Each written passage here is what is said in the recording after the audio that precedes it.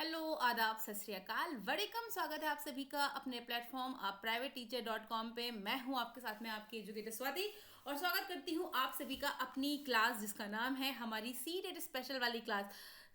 जी हाँ, आपको C TET के सिलेबस का वीडियो ऑलरेडी मिल चुका होगा जिसमें हम सभी ने डिस्कस किया था हमारे सिलेबस के बारे में, आप सी टेट को कैसे क्लियर करें इसके बारे में। इन सब के बाद में अब हमारी एक जो आपको ये क्लासेस मिलने वाली हैं that is related to your content के साथ साथ में आपको डेली क्विजेज भी मिलती रहेंगी।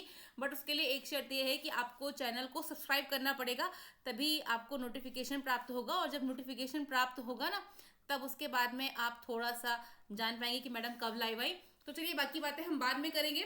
अभी जो हम शुरू करते हैं, अगर आप सीटेट की बात करें तो जैसा कि मैंने आपको बताया था सीटेट के सिलेबस के बारे में, तो जो आपका पहला पोर्शन होता है CDP जिसे आप बोलते हैं, ठीक है, CDP child development growth and आपका जिसको आप पैडागोजी भी बोलते हैं, उसमें जो सबसे पहला लेसन है, आप किसी भी टीचर के पास जाओगे, आप किसी भी बुक को पढ़ोगे तो सबसे पहला लेसन है उसमें, वो लेसन है आपका वृद्धि एवं विकास का।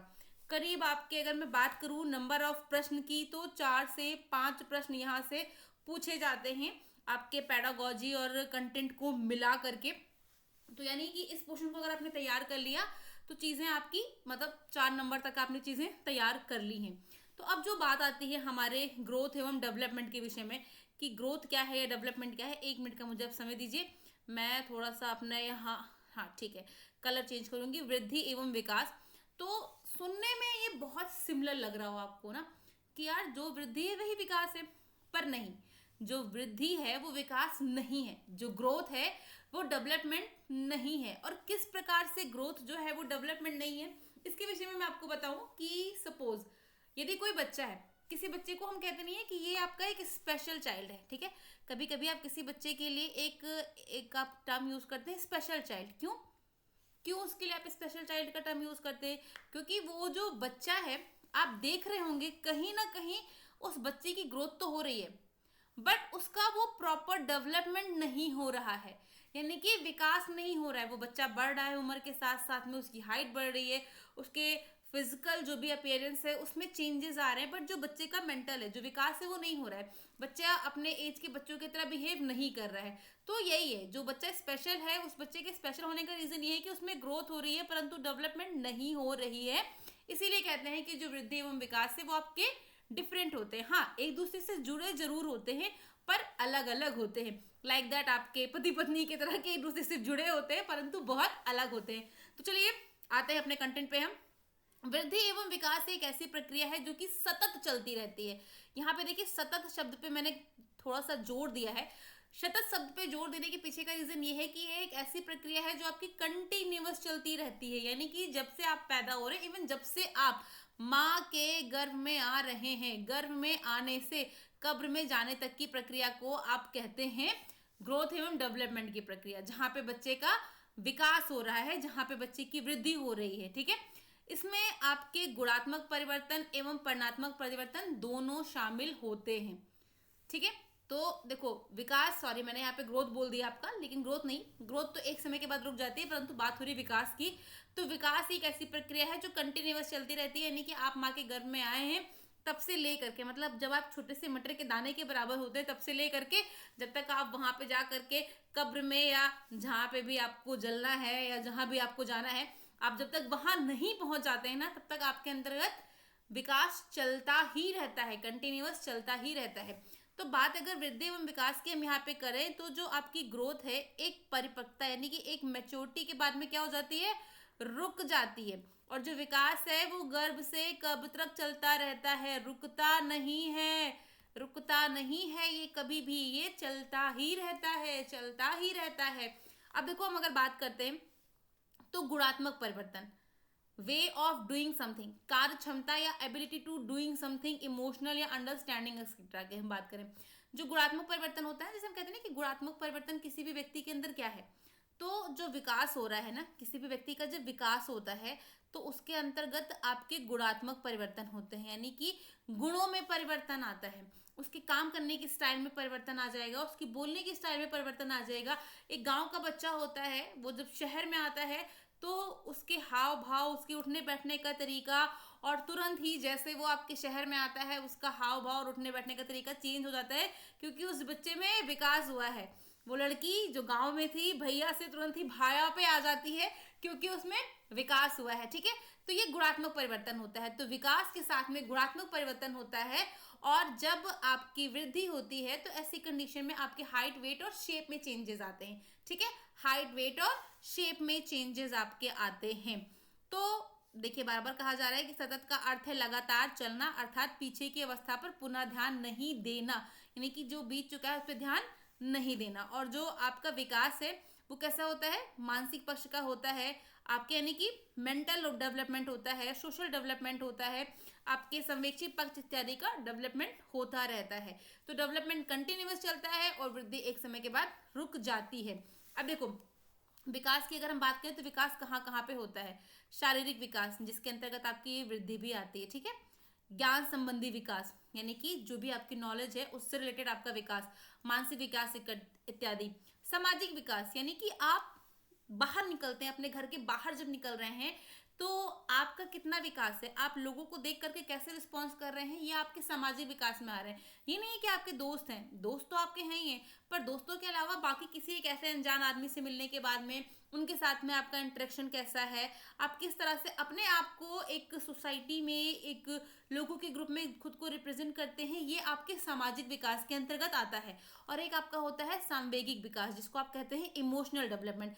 सेम चीजें यहाँ पे अंग्रेजी में लिखी हुई हैं। ठीक है, आप अगर चाहेंगे तो आपको नोट्स भी प्रोवाइड कर दी जाएगी, कहाँ कैसे कब की क्लास के बाद में, मतलब अभी at the end of the class आपको बताऊंगी।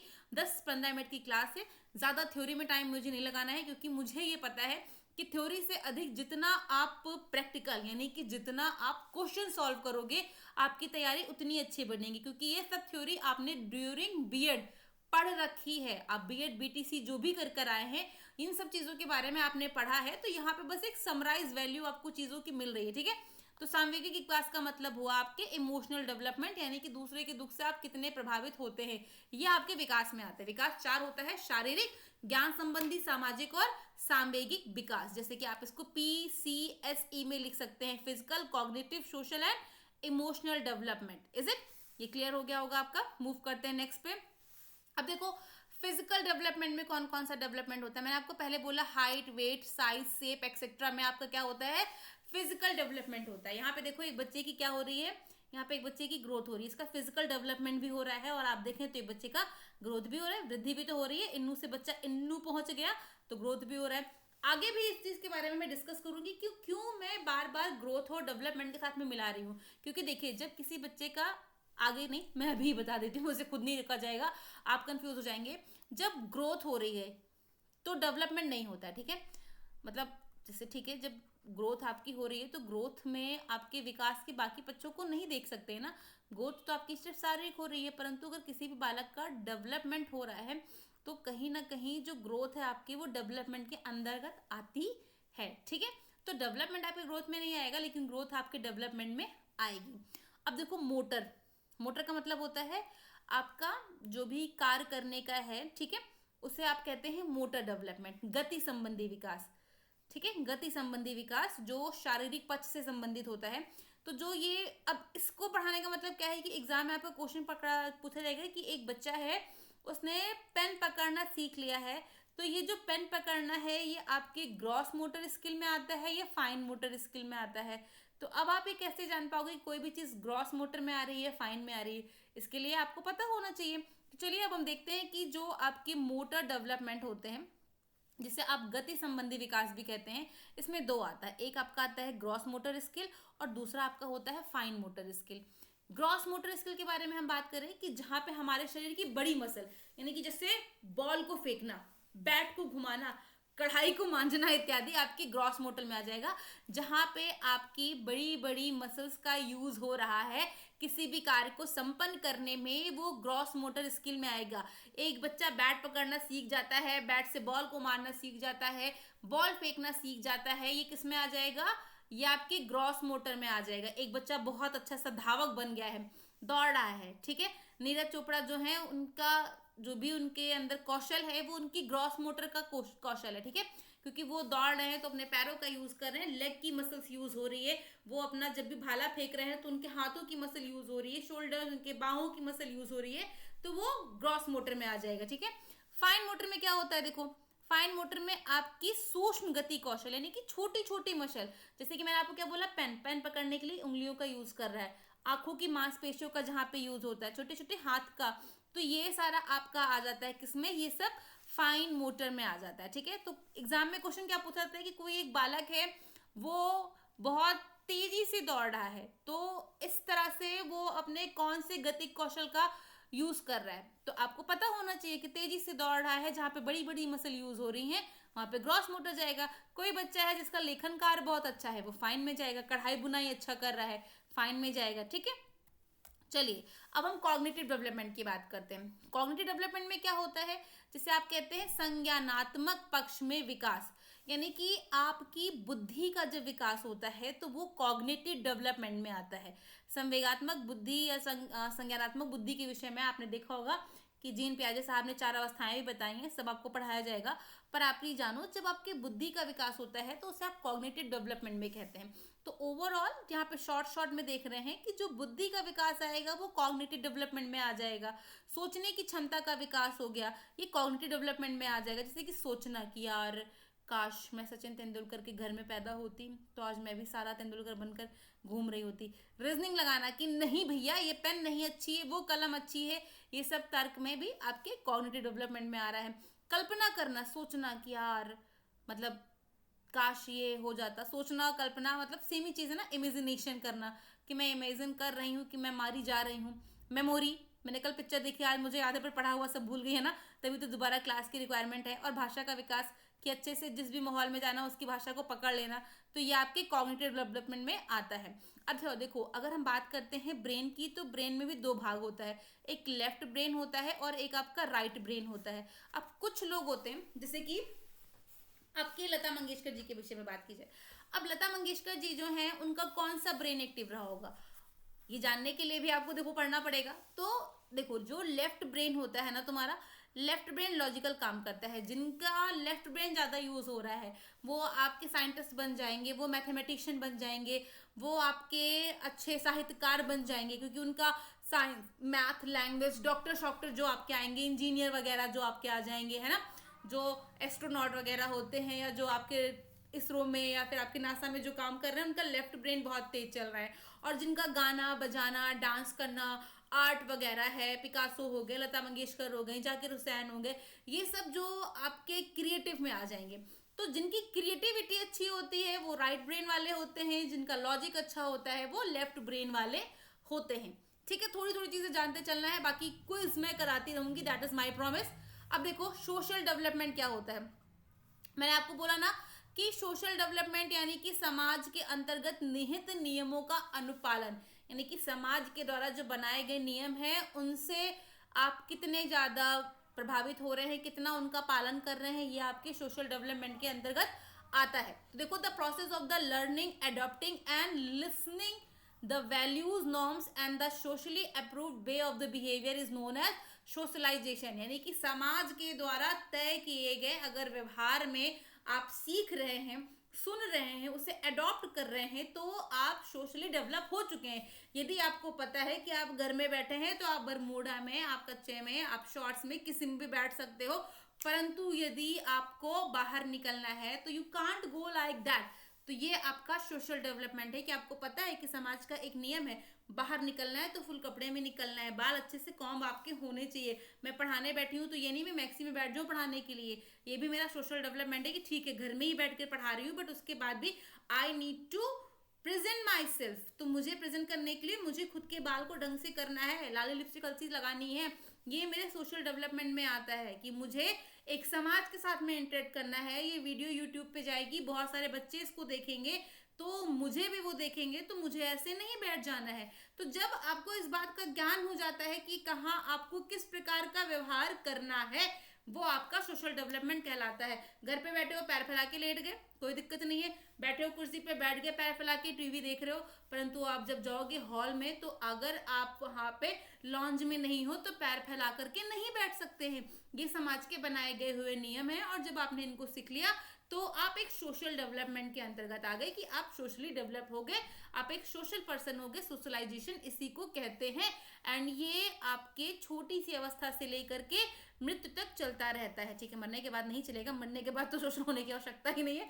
मरने के बाद सोशल हो जाओगे तो लोग वोकल हो जाएंगे, भाग जाएंगे आपको देख करके, है ना, कि भैया भूत भूत भूत। तो मरने के बाद सोशल होने की जरूरत नहीं है, कतई नहीं है। जब तक जी रहे हो सोशल होते रहो, ठीक है। Emotional development. अब देखो इमोशनल का मतलब क्या होता है।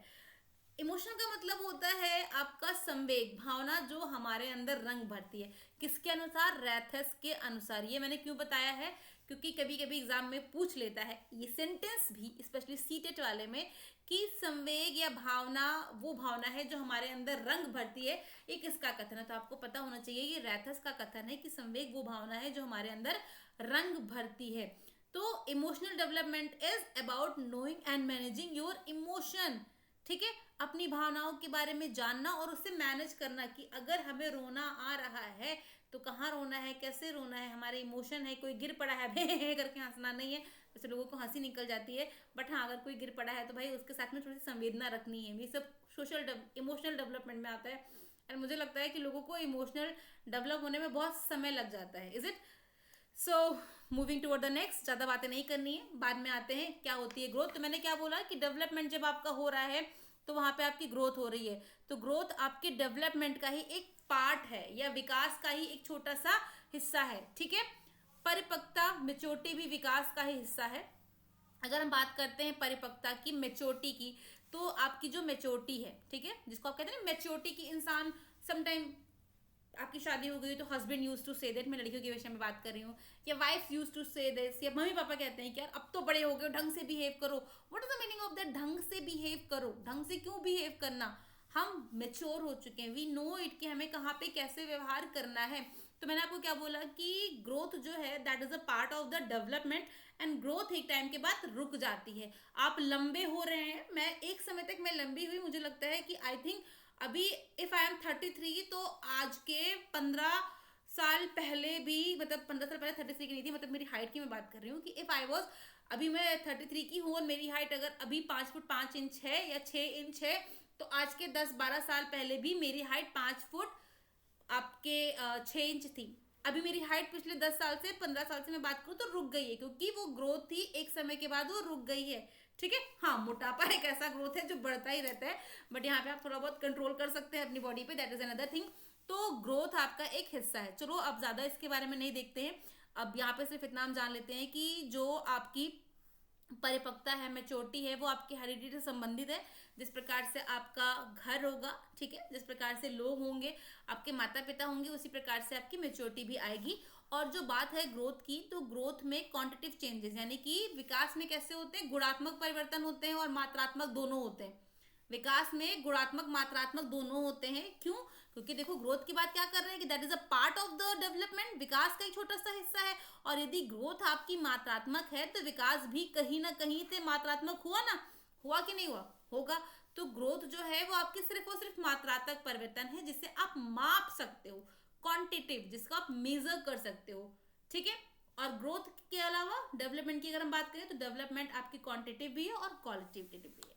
चलो मूव करते हैं, ग्रोथ एंड डेवलपमेंट में डिफरेंस क्या है। तो मात्रात्मक एवं परिमाणात्मक दोनों परिवर्तन होते हैं ग्रोथ में, ठीक है। परिमाणात्मकता के साथ साथ में गुणात्मक परिवर्तन भी होते हैं, यानी कि जो ग्रोथ है इसको सिर्फ मापा जा सकता है, परंतु यहाँ पे मापने के साथ साथ में गुण में भी परिवर्तन हो रहे हैं। वृद्धि समानता शारीरिक परिवर्तनों से, यानी कि आपके बॉडी में जो भी चेंजेस आ रहे हैं that would be the part of the growth. परंतु विकास का आशय शरीर के भिन्न हिस्से, यानी कि शारीरिक, मानसिक एवं व्यवहारिक संगठन से है। यानी कि जब आपका चहुमुखी विकास, क्या है मैंने आपका फिजिकल, सोशल और इमोशनल, और मैंने आपको क्या बताया था, physical, social, emotional and cognitive development, ये आपका 4 आ जाता है, ठीक है। वृद्धि का मापन सही से किया जा सकता है, यानी कि आप अपना हाइट, वेट इत्यादि मापे जा सकते हैं, लेकिन विकास को मापना कठिन है, इसकी सिर्फ अवलोकना ही करते हैं, मतलब इसके बारे में हम सिर्फ अवलोकन कर सकते हैं, इसे हम ढंग से माप नहीं सकते हैं। इसमें संरचनात्मक परिवर्तन शामिल है, यानी कि शरीर की संरचना से रिलेटेड परिवर्तन शामिल है, और जो कि एक समय के बाद रुक जाते हैं, और ये आपका निरंतर, यानी कि जब तक आप कब्र में नहीं जाते हैं तब तक चलता रहता है। तो ग्रोथ एंड डेवलपमेंट में यदि हम बात करते हैं ग्रोथ की, तो बहुत छोटा सा पार्ट है। हाँ, आपके डेवलपमेंट में कुछ और चीजें हैं जो हमें डिस्कस करनी है। Stages of development. इन्फेंसी, जिसको आप कहते हैं शैशवावस्था, 0 से 2 वर्ष, यानी कि बालक जब माँ के पेट में आया है और बाहर आया है, बाहर आने के बाद से लेकर के 2 वर्ष तक की जो अवस्था होती है वो शैशवावस्था कहलाती है। फिर 2 से जो 4 वर्ष की अवस्था होती है उसे अर्ली चाइल्डहुड, पूर्व बाल्यावस्था कहते हैं।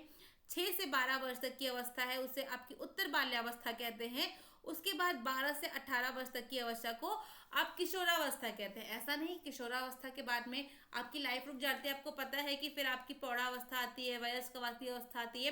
परंतु बीइंग अ टीचर जो हमें पढ़ने हैं, हमें ये सिर्फ 4 स्टेजेस ऑफ डेवलपमेंट पढ़ने होते हैं, जिसमें आपका है शैशवावस्था, पूर्व बाल्यावस्था, उत्तरावस्था और किशोरावस्था। क्वेश्चन आपके इनसे भी पूछे जा सकते हैं, किसी बालक की ये अवस्था है तो वो कौन से स्टेज में है, या कोई भी बालक आपका है वो इन सब में रुचि दिखाता है तो वो किस में है, तो उसके बारे में भी आगे हम डिस्कस कर ले रहे हैं कि जो शैशवावस्था होती है वो होती कैसी है। इन्फेंसी जिसे आप बोलते हैं जन्म, यानी कि बच्चा पैदा हुआ उससे लेकर के 2 वर्ष तक की अवस्था होती है। अब क्वेश्चन आ जाएगा कि शैशवावस्था में बच्चा किससे सीखता है। ठीक है, शैशवावस्था में बच्चा अपनी ज्ञानेंद्रियों के माध्यम से, यानी कि अपने सेंसेस के माध्यम से सीखता है। मोटर एक्शन, गति क्रिया करके सीखेगा। पियाजे का भी ये कहना है, मतलब जो पियाजे साहब है उनका कहना है कि बच्चा मोटर एक्शन करके सीखेगा, हाथों को हिलाता है, पैरों को हिलाता है, ये मोटर एक्शन में आपके आ जाता है। एंड ये आपका एक सेंसिटिव पीरियड होता है। जो छोटा बच्चा होता है 0 से लेकर 2 वर्ष तक का, उस बच्चे का जो पीरियड होता है वो सेंसिटिव पीरियड कहलाता है। ठीक है, एंड फिजिकल डेवलपमेंट और मेंटल डेवलपमेंट यहाँ पे बहुत फास्ट होती है। बच्चा अभी पैदा नहीं होता है और देखते देखते कितनी जल्दी वो 2 साल का हो जाता है पता भी नहीं चलता है, और वो फोटो देख के बोलते हैं यार कितना बड़ा हो गया, क्योंकि इस अवस्था में जो आपकी ग्रोथ है वो फास्ट एंड फास्ट फ्यूरियस होते चली जा रही। ठीक है, फिर बात आती है आपकी पूर्व बाल्यावस्था की, 2 से 6 वर्ष तक की। अब इसे आप टॉय एज भी कहते हैं। एग्जाम में पूछा जाएगा कि टॉय एज, खिलौने की आयु, प्ले एज किस अवस्था को कहते हैं, तो पूर्व बाल्यावस्था को कहते हैं।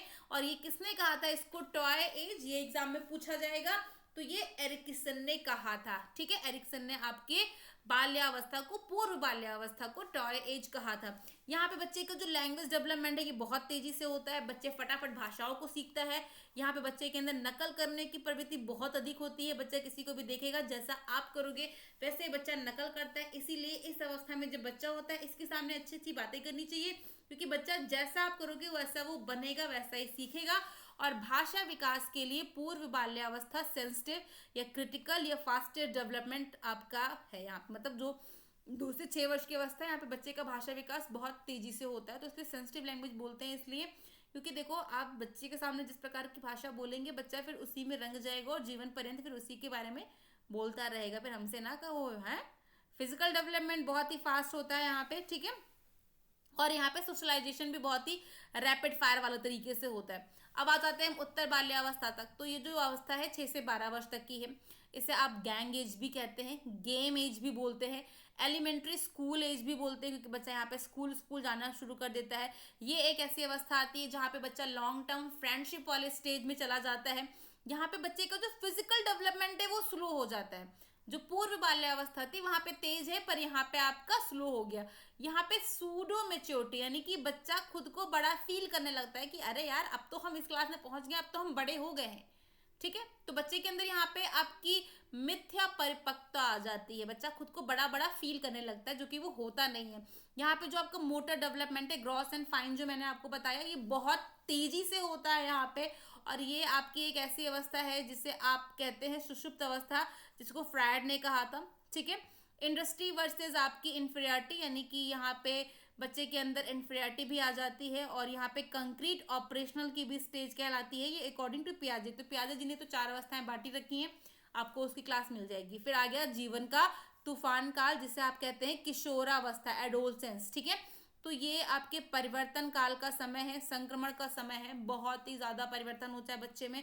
और बच्चा अगर किसी ऐसे वैसे के संपर्क में आ गया तो संक्रमण भी होने के चांसेस रहते हैं। That is a golden period, ये बच्चे का गोल्डन पीरियड होता है। यहाँ पे बच्चा बहुत ही अच्छे अनुभव भी प्राप्त करता है। इसे स्ट्रेस एवं स्ट्रॉम की व्यवस्था कहा गया है। मैंने कितने भी एग्जाम दिए हैं, ना जाने आज तक के 20-25 एग्जाम तो दिए होंगे, क्योंकि नौकरी तो लग नहीं रही, खाली बैठे बैठे एग्जाम ही देती जा रही थी। और मैंने 1000 बार ये देखा है कि किसके द्वारा आपके किशोरावस्था को तूफान एवं तनाव की अवस्था कहा गया है। तो दैट इज स्टेनले हॉल के द्वारा ठीक है। पढ़ाते पढ़ाते कैसे मुंह से कैसे शब्द निकलने लगते हैं, बट नो इश्यूज, मेरे बच्चे तो इतना एडजस्ट कर लेंगे। देन आफ्टर ये आपकी लीडरशिप की स्किल यहाँ पे आ जाती है। बच्चा नेता वेता बनने वाले अवस्था में यहाँ पे आ जाता है। यहाँ पे लैक्स ऑफ इमोशनल स्टेबिलिटी होती है, यानी कि बच्चा जो होता है थोड़ी थोड़ी भावनाओं में बहने लगता है।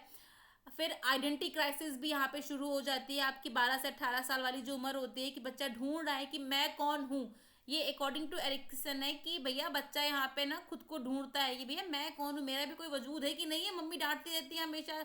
ये आपका एक ब्रिज पीरियड भी कहलाता है। और साथ साथ में that is the spring season भी इसको बोलते हैं, ठीक है। तो ये सारा हमारा किशोरावस्था के बारे में रहा।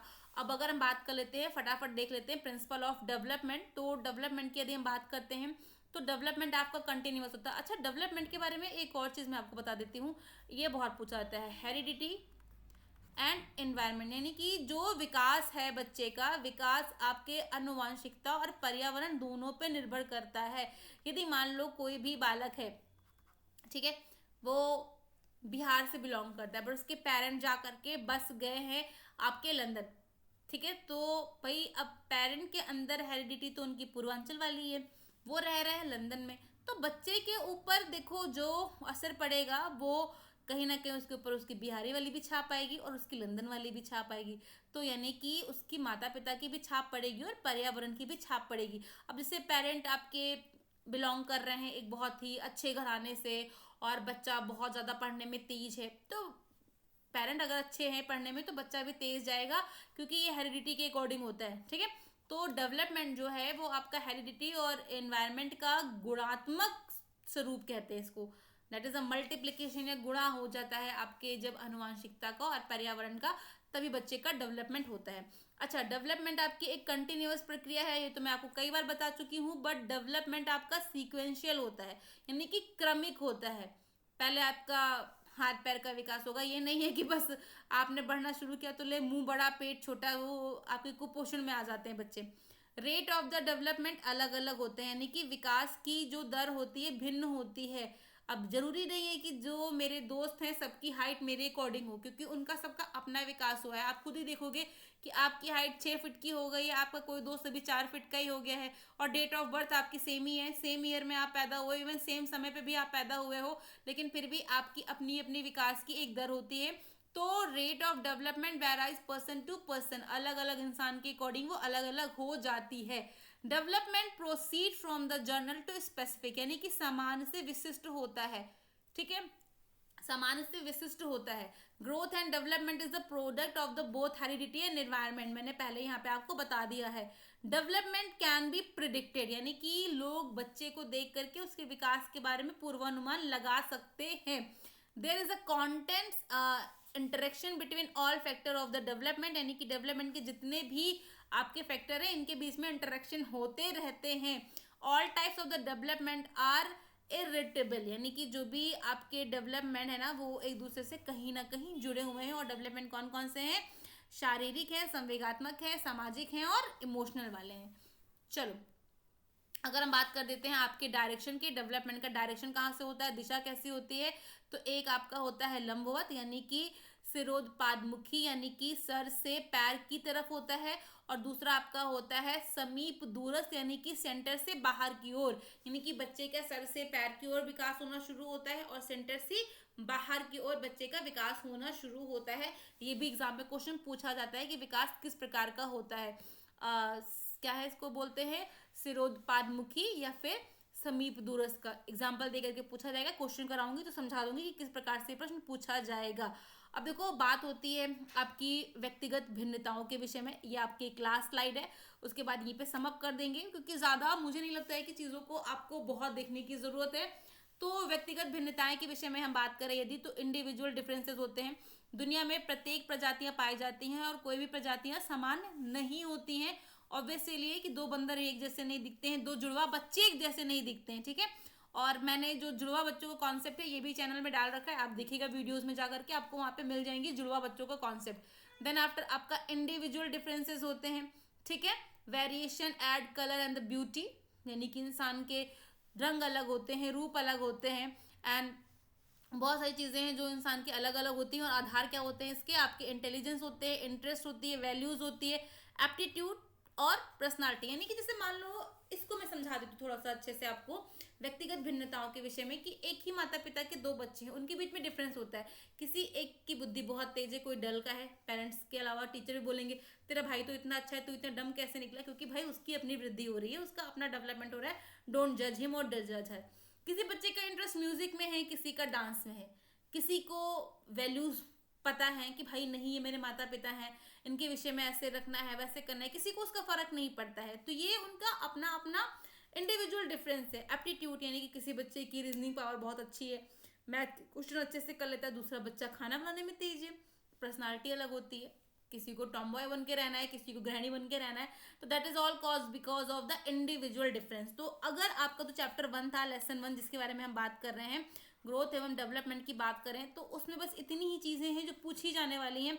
बाकी उसके अलावा रोज रात को 9 बजे आपकी क्विज होती है आपके इसी चैनल पे, तो डू शेयर सब्सक्राइब वाला कर लेना, जैसे कि जब भी मैं आऊँ आपको पता चल जाए। उसके अलावा अगर आपको ये नोट्स प्राप्त करनी है तो आपको विजेता समूह आप टेलीग्राम पे या तो सर्च करना, आपको मिल जाएगा हिंदी में लिख करके ऐसे ही, उसमें आप जुड़ जाना। अदरवाइज यहाँ पर आपको लिंक भी टेलीग्राम ग्रुप की प्रोवाइड कर दी जाएगी, आप वहाँ पे जुड़ जाना और आपको वहाँ पे क्लासेस मिलती रहेंगी, लिंक मिलता रहेगा क्लासेस का, नोट्स मिलती रहेंगी, क्विजेस मिलती रहेंगी, सब कुछ आपको मिलता रहेगा।